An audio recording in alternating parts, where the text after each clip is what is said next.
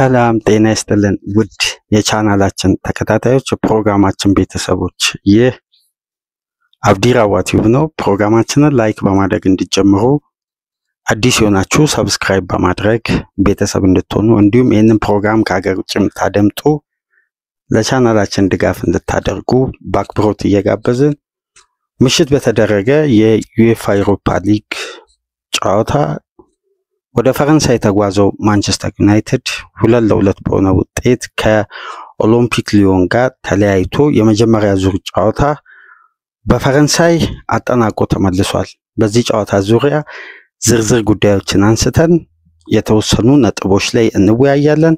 በምሽቱ የተፈጠሩ አንዳንድ አጋጣሚዎችን በማንሳት በጨዋታው ዙሪያ የተመዘገቡ አንዳንድ ሪከርዶችንና በጨዋታው የተመለከትናቸውን እንቅስቃሴዎችን በነጥብ አንስተን እንወያይበታለን። ከዚህ ፕሮግራም በመቀጠል ወደ ፖላንድ ዋርሶ የተጓዘው ቼልሲ ሊጋ ዋርሶን 3-0 በሆነ ውጤት አሸንፎ ተመልሷል። በዚህም ጨዋታ ዙሪያ የተወሰኑ ነጥቦችን አንስተን እንወያይበትን ፕሮግራም ይዘላችሁ እንመጣለን። ከኛ ጋር ስትቆዩ በጨዋታው ዙሪያ የተመለከትናቸውን ጉዳዮችና አንዳንድ ነጥቦችን አንስተን እንወያያለን። ሌላኛው የእንግሊዝ ክለብ ቶትናም በሜዳው የጀርመኑ ኢንትራን ፍራንክፈርትን አስተናግዶ 1-1 በሆነ ውጤት ተጠናቋል።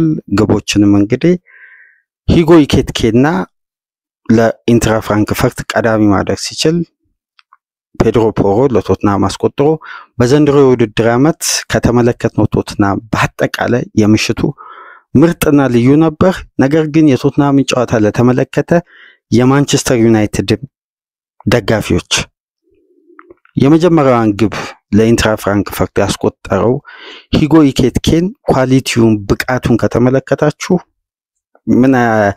ምን አይነት ተጫዋች ነው ይሄ? የዚህ ተጫዋች አቅም፣ እድሜ፣ ብቃት አሁን ማንቸስተር ዩናይትድ ቤት ለሚታየው የፊት መስመር ክፍተት ይሆናል አይሆንም የሚለውን እስቲ በኮሜንት መስጫ ላይ ያስቀመጣችሁ። የሂጎ ኢኬቲኬ ብቃት ግን በምሽቱ ፍጹም የሚደነቅ ነበር። በቶትናም ተከላካዮችና በተጫዋቹ መካከል የነበረው የ1-1 ግንኙነቶችና ተጫዋቹ በተለይ ግቧን ያስቆጠረበት ኳሊቲ ምናልባት የፕሪሚየር ሊግ እግር ኳስ የሚፈልገው አይነት አጥቂ መሆኑን በምሽቱ ጨዋታ በዚህ ፈረንሳዊ ብቃት አነጋጋሪነት የተጠናቀቀ የዋይት ሃርት ሌን የቶትናሞች ደግሞ ልዩ ምሽት ነበር።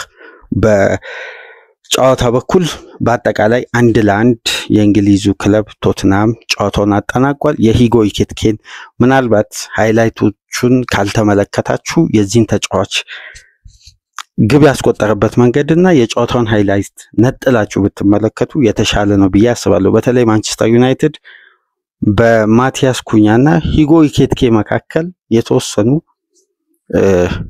ምልመላዎችን ማድረጉን ያለፈው ሳምንት ስንሰማ ስለነበር እስቲ የተጫዋች ከነ ራስሙስ ሆይሉንድ ከነ ጆሹዋ ዚርክዚ የመሻሉን ጉዳይ በተሻለ መልኩ ለመመልከት እንዲህ አይነት ጠንካራና ትልቅ ፉክክር ላይ የሚፈጥረው ልዩነት ብንመለከት የተሻለ ነው ለማለት ይሄን እንዳሰብ ጥቆማ ለማንሳት ነው። ማንቸስተር ዩናይትድ ከኦሎምፒክ ሊዮን ጋር በፈረንሳይ 2-2 የተለያየበት ጨዋታ በርካታ አነጋጋሪ ጉዳዮች ተፈጥረዋል። ማንቸስተር ዩናይትዶች እንግዲህ በጨዋታው 25 ደቂቃ ላይ ነው የመጀመሪያ ግብ ያስተናገዱት። በአልሜዳ አማካኝነት ከኤሪያ ውጪ ክሮስ የተደረገ ኳስ ወደ ማንቸስተር የአደጋ ክልል የነጠረ ኳስ ነው እንግዲህ በኦናና ስህተት የመጀመሪያ ግብ ዩናይትድ ያስተናገደው። በ25 ደቂቃ በተወሰነ መልኩ በመልሶ ማጥቃት ሁለቱም ቡድኖች እድል ለመፍጠር በሚጥሩበት ደቂቃ ነው እንግዲህ ኦሎምፒክ ሊዮን መሪ መሆን የቻለው።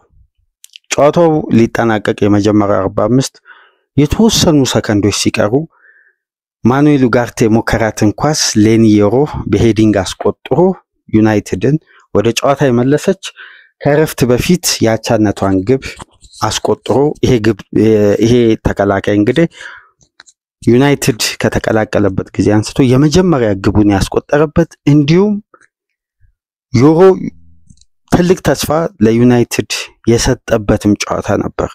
እንደ ውጤቱ በጨዋታው የተመዘገቡ አንዳንድ እንቅስቃሴዎች በዩናይትድ በኩል በድል ቢጠናቀቅ ኖሮ ምናልባት ከዚህ ጨዋታ ሰፊውን ጉዳይ ይዞ ሊያመሽ የሚችለው ተጫዋች ሌኒ ዮሮ ነበር። በምሽቱ እንቅስቃሴ የተጫዋቹ እድሜና ብቃት በተለይ በእንዲህ አይነት ትላልቅ ውድድር ላይ ያሳየው እያንዳንዱ እንቅስቃሴ የሚያስደንቅ ነበር። በተጫዋቹም ዙሪያ የተወሰነ ነጥብ እናነሳለን። ከረፍት መልስ እንግዲህ ዩናይትዶች ጨዋታውን ለመቀየር ባደረጉት ጥረት ብሩኖ ፈርናንዴዝ ክሮስ ያደረገውን ኳስ ጆሹዋ ዚርክዚ ተቀይሮ ከገባ በኋላ 88ኛ ደቂቃ ላይ ለዩናይትድ በሄዲንግ ግብ አስቆጠረ። ዩናይትድ 2-1 መምራት ቻለ። 94 ደቂቃ ከ32 ሰከንድ ላይ ጨዋታው ሊጠናቀቅ የተጨማሪ ደቂቃ 5 ነው የተሰጠው። በሽርፍራፊ ሰከንዶች ራያን ቸርኪ በአንድሬ ኦናና ስህተት ወይም ያዳናትን ኳስ ከራሱ የአደጋ ክልል ማራቅ ሳይችል ቀርቶ የተመለሰችዋን ኳስ በቴክኒክ ወጋ አድርጎ ነው ያስቆጠረውና ለዩናይትድ ደጋፊዎችም ሜዳው ስላሉ ተጫዋቾችም ህመም የፈጠረ ዩናይትድ ምናልባት ያቺ ኳስ እንቅስቃሴ እስከምትቆጠር ድረስ ወይም የተወሰኑ ክፍተቶች እስከሚፈጠሩ ድረስ ዩናይትድ ከጨዋታው የመጀመሪያ ዙርን አድቫንቴጅ ይዞ መመለሱን ፊል እያደረገ ባለበት ወቅት ነው። በመጨረሻ በተጠናቀቁ ደቂቃዎች ያቻነቷን ግብ ኦሎምፒክ ሊዮን በተፈላጊው በእንግሊዝ ክለቦች በእጅጉ የሚፈለገው ፈረንሳዊው ራያን ቸርኪ ያስቆጥሮ ጨዋታው እንግዲህ 2-2 ተጠናቋል። የማንቸስተር ዩናይትድ 27.5% ሼር ሆልደር ሰር ጂም ራድክሊፍ በሜዳ ውስጥ በተገኙበት ጨዋታ እንግዲህ ዩናይትዶች በኦናና 2 ስህተቶች ዋጋ ከፍለው ከኦሎምፒክ ሊዮን ምናልባት የመጀመሪያውን ዙር አድቫንቴጅ ዩናይትዶች ይዘው የሚመለሱት ውጤት እንግዲህ በአቻ ወይም በባላንስ ውጤት ተመልሷል። በቀጣይ ሳምንት እንግዲህ ሐሙስ የመልሱ ጨዋታ በኦልድ ትራፎርድ ይደረጋል። ዩናይትድ ባቻ ውጤት ጨዋታውን ያጠናቀቅ እንጂ ስህተቶቹ በአንድሬ ኦናና በኩል መመዝገባቸው በዘንድሮ የውድድር ዓመት የዩናይትድ ጉዞ በተወሰነ መልኩ ዋጋ የሚያስከፍሉ ትላልቅ ውጤቶች ሲመዘገቡ የኦናና ስህተት አብዛኛውን ድርሻ ይወስዳል። ዩናይትድ ምናልባት ከአንድ ጨዋታ ማግኘት ያለበትን ነጥብ ወይም አድቫንቴጅ እንዳያገኝ ከሚያደርጉ ኳሊቲዎች መካከል አንዱ የኦናና ስህተቶች ናቸው። አለመደጋገሙ ወይም ዩናይትድ እንደ ቡድን ውጤት ማጣቱ በተናጥል አንዱን ተጫዋች መውቀስ ወይም አንዱን ተጫዋች ነጥሎ ማብጠልጠል ሳይሆን ዩናይትድ በዚህ ጨዋታ ምናልባት የኦናና ጥንካሬ በዩናይትድ በኩል ቢኖር ጨዋታው 2-2 የተጠናቀቀ አድቫንቴጅ ነው። ምክንያቱም በኦሎምፒክ ሊዮን ልዩ ጥረት የተገኘውን አጋጣሚ አይደለም የተቆጠረው። ከአንድ በዩናይትድ ደረጃ ከፍ ያለ ክለብ ውስጥ ከሚጫወት ግብ ጠባቂ የማይጠበቁ 2 ስህተቶች ተፈጥሮ ነው ዩናይትድ ዋጋ የከፈለው። አሁን የውጤቱ ሁለተኛ ዙር ቢሆን ወይም ዩናይትድን አደጋ ላይ የሚጥል ውጤት ቢሆን ከፍተኛ ዋጋ ከፍሏል ይሄ ቡድን። አሁንም አድቫንቴጁ ያለው በዩናይትድ እጅ ነው። ምክንያቱም የመልሱ ጨዋታ የሚደረገው ኦልድ ትራፎርድ ላይ ነው። የተለያዩ ርምቶች ተወስደው ወደዛ ጨዋታ ዩናይትዶች ይመለሳሉ። ግን እነዚህ ስህተቶች ዩናይትድን ዋጋ ማስከፈላቸው አሁንም ቀጥለዋል። ምናልባት በታክቲክ በኩል ያለፈውን የደርቢ ጨዋታ ዩናይትዶች በጥሩ ሁኔታ ወይም በተቀናጀ የማጥቃት እንቅስቃሴ ውስጥ አለመኖራቸውን ተከትሎ የተወሰኑ ነጥቦች በታክቲክ በኩል በኦናና ክፍተት ዩናይትድ የሚያባክናቸው የረጃጅም ኳሶች ክፍተት ሲነሳ ነበር ከጨዋታው በኋላ በጨዋታ አስተላላፊዎች በኩል። ግን ያ የጨዋታ ቢልድ አፕ ላይ የተደረገ ስህተት ነው ተብሎ ተወስዶ ነው የታለፈው። ያሁኑ ግን ከአንድ ግብ ጠባቂ መደረግ ያለበት ወይም ጥንካሬው መስተዋል ያለበት 2 እንቅስቃሴዎች ላይ ነው ዩናይትድን ዋጋ ያስከፈለው። በአንድ ጨዋታ 2 ግብ ዩናይትድ በግብ ጠባቂ ስህተት ሲያስተናግድ እንግዲህ የግብ ጠባቂውን ችሎታ ወይም ኳሊቲ እዛ ጋር መለስ ብሎ ማሰብ ያለባቸው ይመስላል። ምክንያቱም ዩናይትድ ከዚህ ቀደም የነበረው ግብ ጠባቂ ወርልድ ክላስ ግብ ጠባቂዎች በአጠቃላይ ዩናይትድ ቤት በየጊዜው ከኤድዊን ቫንደር ሳር አንስቶ የዴቪድ ደገያ እስከ መጨረሻ ድረስ የነበረው አገልግሎት ለምሳሌ በ12 ዓመት የዩናይትድ ቤት ቆይታው ደገያ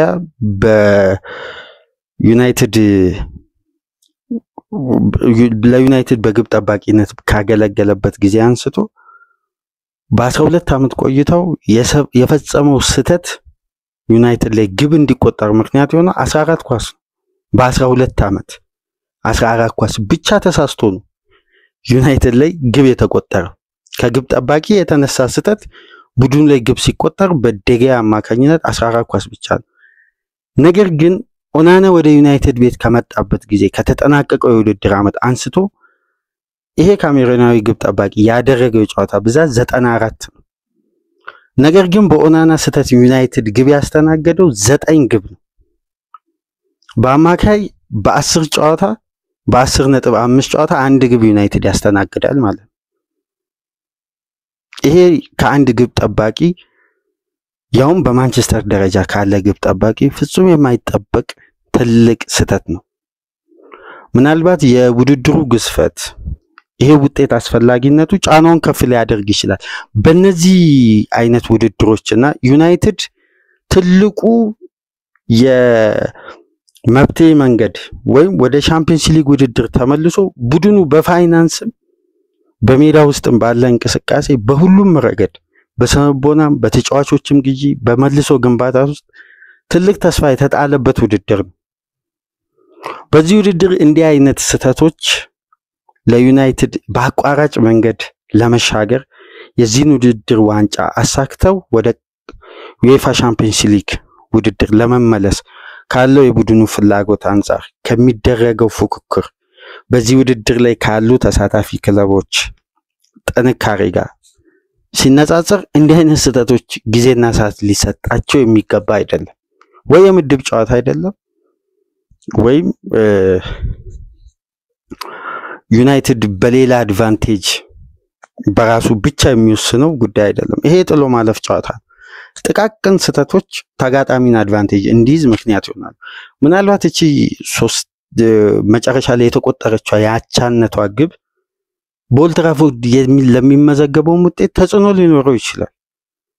ለምሳሌ ዩናይትድ በኦልድ ትራፎርድ በ1-0 አድቫንቴጅ ለማለፍ የራሱን ጥንካሬ ለማዘንበል የአንድ ግብ አድቫንቴጅ ይዞ ምን ያክል ደቂቃ ሊቆይ ይችላል? አሁን ዩናይትድ የግድ በኦልድ ትራፎርድ የግቡን ልዩነት አስፍቶ ነው መጠበቅ ያለ። የትኛውም አድቫንቴጅ ለኦሎምፒክ ሊዮን እኩል ነው። አሁን ከማንቸስተር ዩናይትድ የሜዳ አድቫንቴጅ ነው በዩናይትድ በኩል ከፍ የሚለው። ግን እዚህ ዩናይትድ 2-1 አሸንፎ ቢመለስ ቢያንስ ከሜዳ አድቫንቴጅ ጋር የጨዋታ ፕላናቸውን በተረጋጋ መልኩ ውጥረትና ጫና ውስጥ አይገባም ቡድኑ።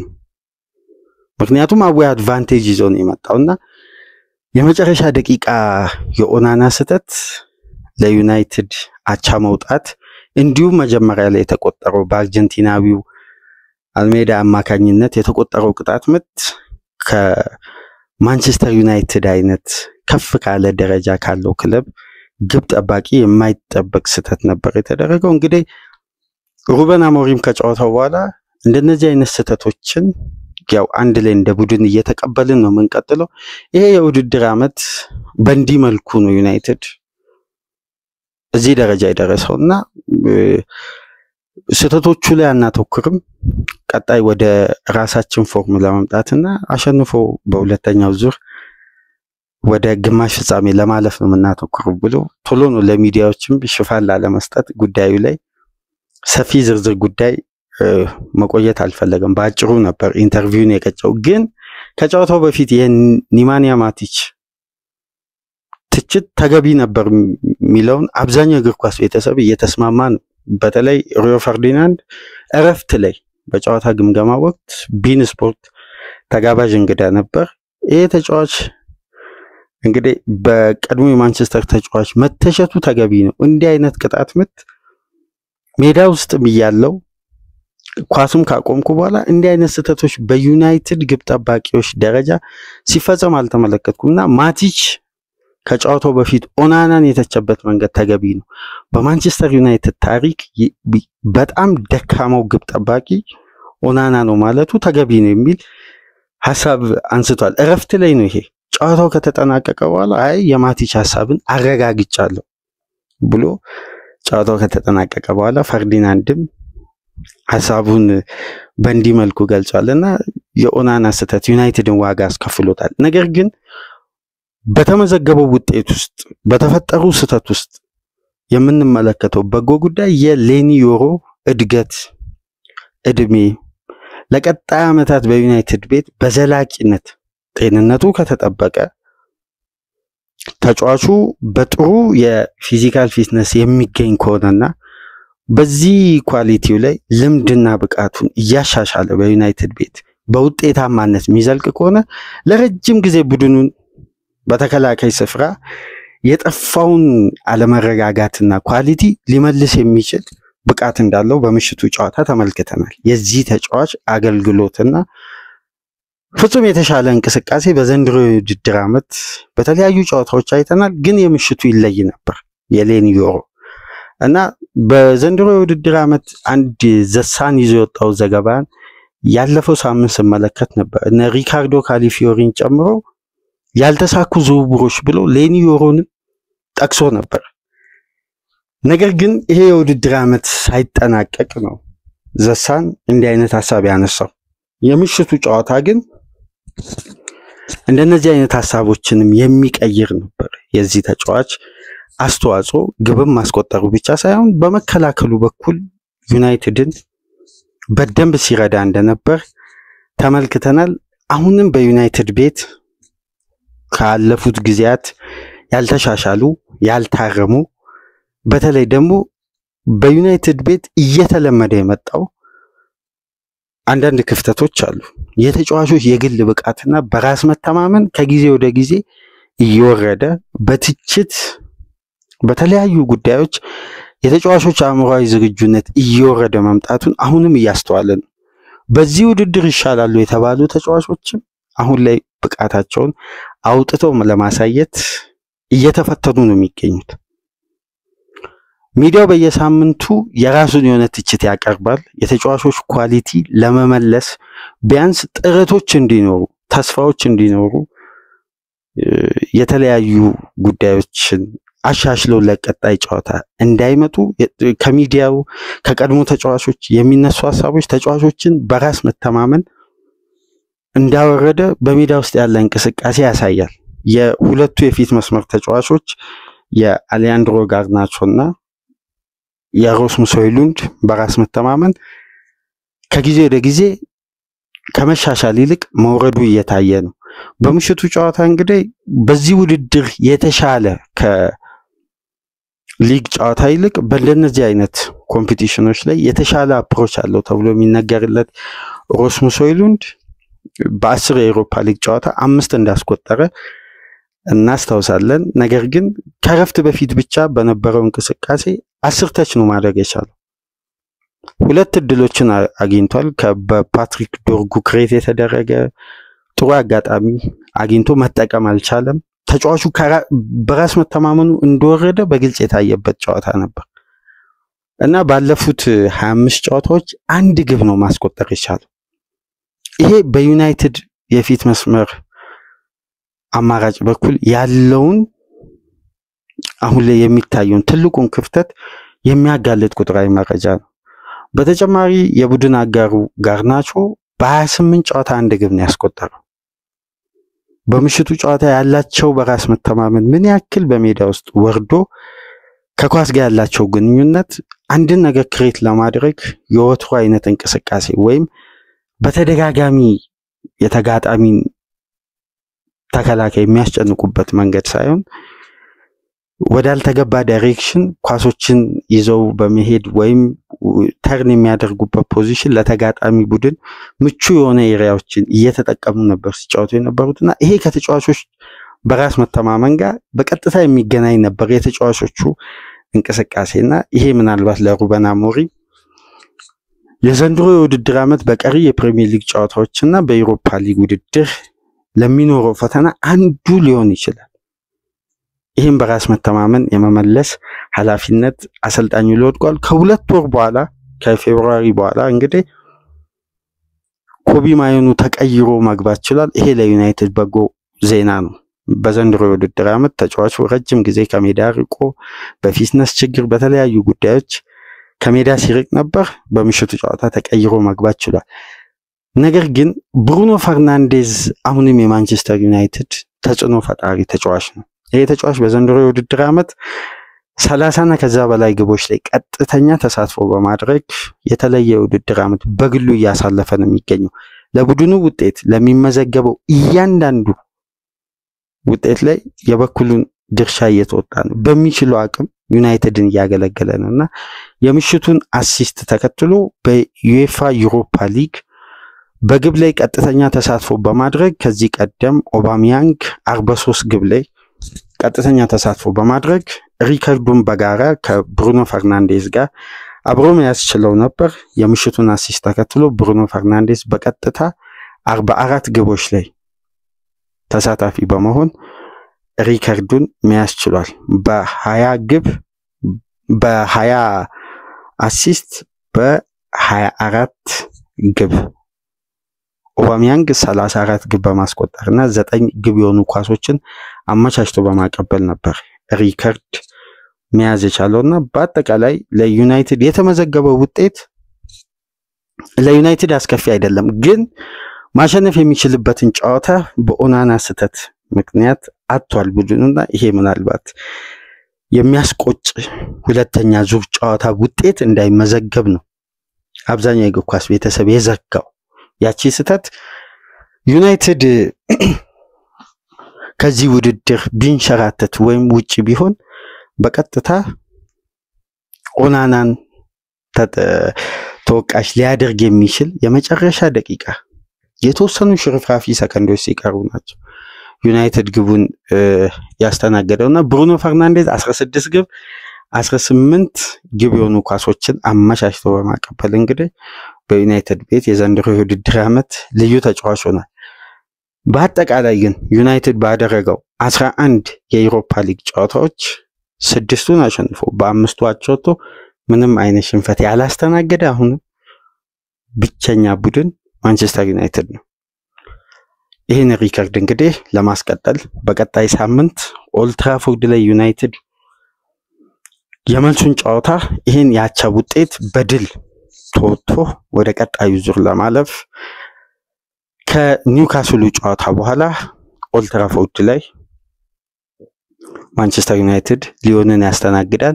እሁድ እንግዲህ ምሽት 12 ሰዓት ተኩል በሴንት ጄምስ ፓርክ ፈታኝ ጨዋታ ይጠብቃቸዋል ሩበን አሞሪም። ያንንስ ጨዋታ እንዴት ይወጣሉ? ቅድመ ጨዋታ ግምገማ በእሁድ ንጋት ፕሮግራማችን ይዘን እንመጣለን። ፕሮግራማችንን ላይክ አድርጉ። አዲስ የሆናችሁ ሰብስክራይብ በማድረግ ከሀገር ውጭ የምታደምጡ እንደ ሁሉ ጊዜው በሱፐር ታንክስ እና ሱፐር ቻት ድጋፍ ታደርጉ ዘንድ የአክብሮት ግብዣችን እያቀረብን ከዚህ ፕሮግራም በመቀጠል የኢንዞ ማሬስካ ቼልሲ በፖላንድ ሊጋ ዋርሶን ያሸነፈበትን ጨዋታ በተወሰነ መልኩ ተመልክተን እንመጣለን። ሰላም ቆዩ።